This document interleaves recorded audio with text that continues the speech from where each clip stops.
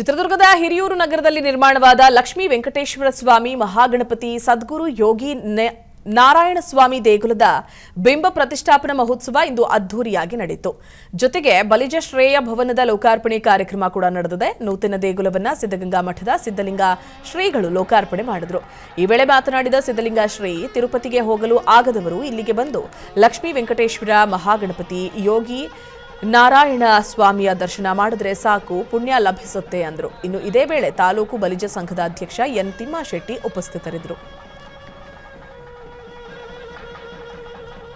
ಈ ಬಲಿಜ ಭವನ ಮತ್ತು ಶ್ರೀ ವೆಂಕಟೇಶ್ವರ ಮಹಾಗಣಪತಿ ಹಾಗೂ ಕೈವಾರ ಶ್ರೀ ಯೋಗಿ ನಾರಾಯಣ ತಾತಯ್ಯವರ ವಿಗ್ರಹಗಳನ್ನು ಈ ದೇವಸ್ಥಾನದಲ್ಲಿ ಇವತ್ತು ಪ್ರತಿಷ್ಠಾಪನೆಯನ್ನು ನೆರವೇರಿಸಿದ್ದೀವಿ.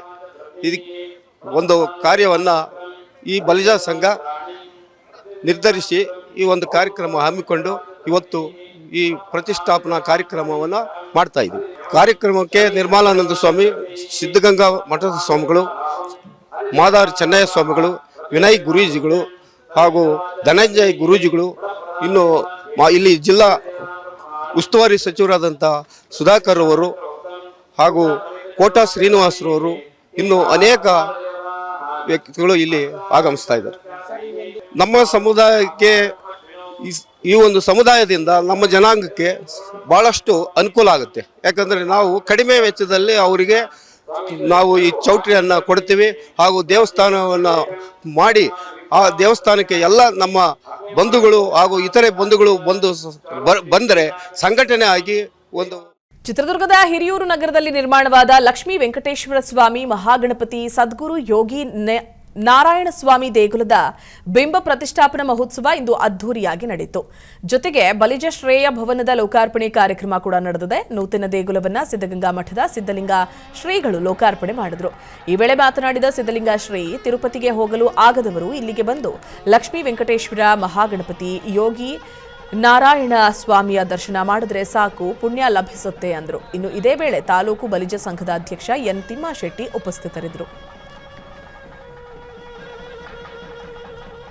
ಈ ಬಲಿಜ ಭವನ ಮತ್ತು ಶ್ರೀ ವೆಂಕಟೇಶ್ವರ ಮಹಾಗಣಪತಿ ಹಾಗೂ ಕೈವಾರ ಶ್ರೀ ಯೋಗಿ ನಾರಾಯಣ ತಾತಯ್ಯವರ ವಿಗ್ರಹಗಳನ್ನು ಈ ದೇವಸ್ಥಾನದಲ್ಲಿ ಇವತ್ತು ಪ್ರತಿಷ್ಠಾಪನೆಯನ್ನು ನೆರವೇರಿಸಿದ್ದೀವಿ.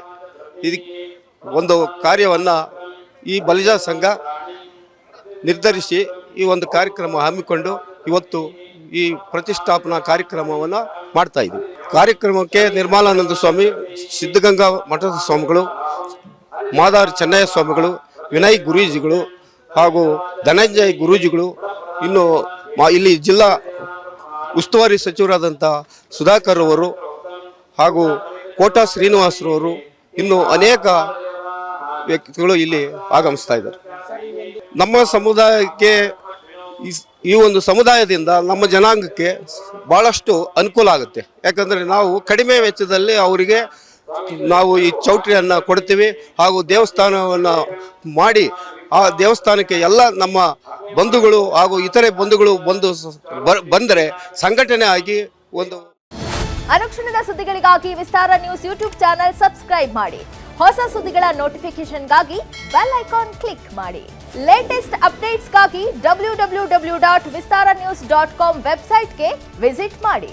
ಅಂಗೈಯಲ್ಲೇ ಜಗತ್ತಿನ ಸುದ್ದಿ ತಿಳಿಯಲು ವಿಸ್ತಾರ ನ್ಯೂಸ್ ಕನ್ನಡ ಆಪ್ ಡೌನ್ಲೋಡ್ ಮಾಡಿ.